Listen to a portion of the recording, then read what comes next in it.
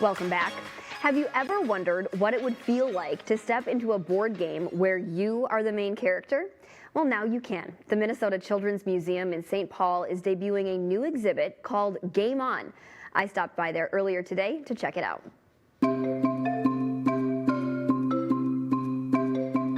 Jessica, here we are at Game On. We can step inside larger-than-life games with quirky, fun twists. Yes. Tell me more about the concept, how you and your team came up with the idea and made it reality. Yeah, we started with a lot of ideas, and we just really kept coming back to this idea about games.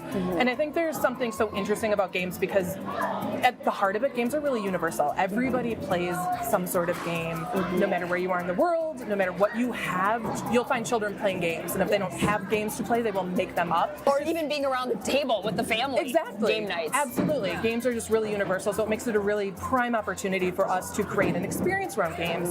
And I think the other thing that we were really intrigued by is that there's just so many learning and skill building opportunities that happen for children, especially with playing games.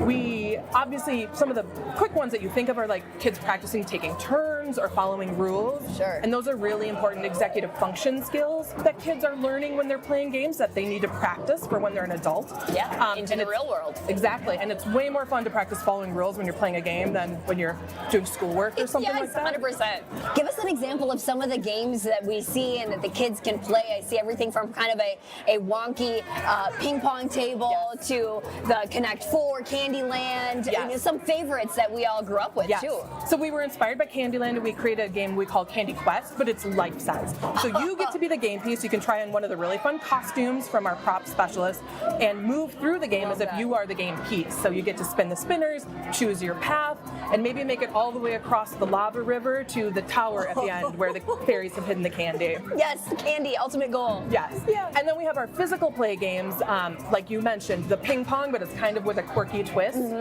So our ping pong table is at a little bit of a wonky angle. Yes. Also, one side has holes in it.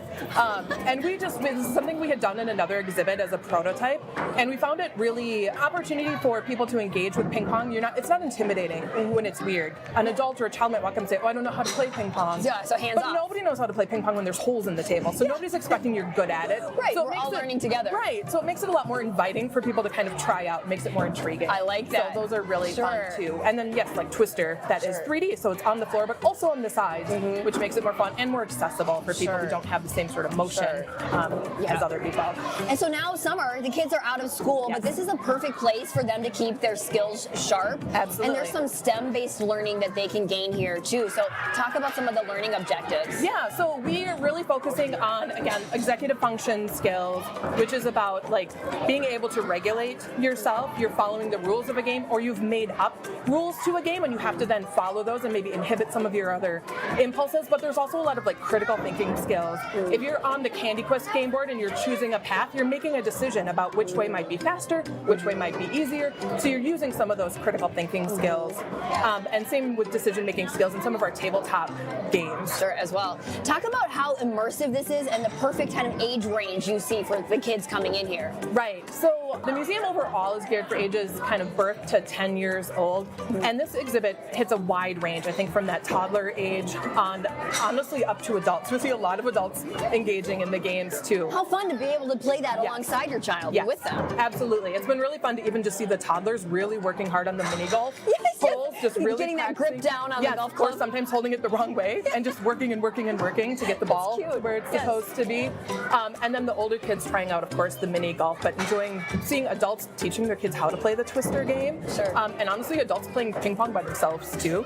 It really fits. There's something for all ages here. Puts a smile on your face. Yeah. How's the response been overall so far with families coming in? It's been really fun. We actually, after the first weekend it opened, we got an email from a family that said their kids had so much fun that they went home and drew a big game board on their driveway and kept going.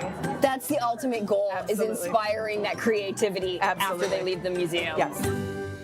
So much fun. I'm definitely going to have to go back and bring my daughter Stella. So Game On is located on the 4th floor of the Minnesota Children's Museum. For more information, just head over to TwinCitiesLive.com. We'll be back right after this.